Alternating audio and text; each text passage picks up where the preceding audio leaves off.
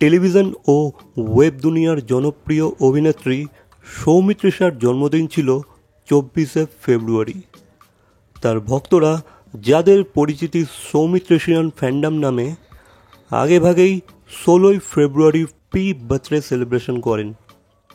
তবে বিশেষ উপহার পৌঁছাতে কিছুটা সময় লেগে যায়, কিন্তু শেষ পর্যন্ত তা অভিনেত্রীর হাতে পৌঁছে দেওয়া সম্ভব হয়।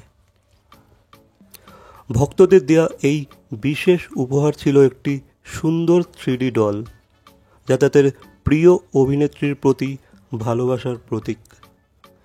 এটি ছিল ফ্যান্ডামের পক্ষ থেকে জন্মদিনের তাদের প্রধান আকর্ষণ।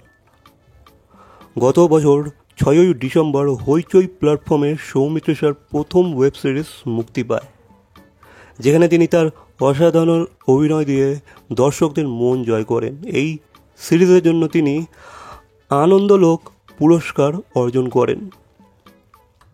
তার এই অর্জনকে আরও স্মরণীয় করে রাখতে ভক্তরা তাকে বিশেষ এই উপহার দেওয়ার পরিকল্পনা করেন।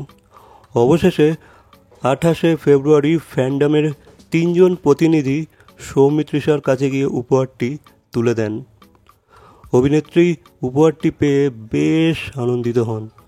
তার উচ্ছ্বাস থেকে ভক্তরাও আপ্লুত। এই ভালোবাসার বন্ধন ভবিষ্যতেও অটুট থাকবে বলে আশা ফ্যান্ডামের।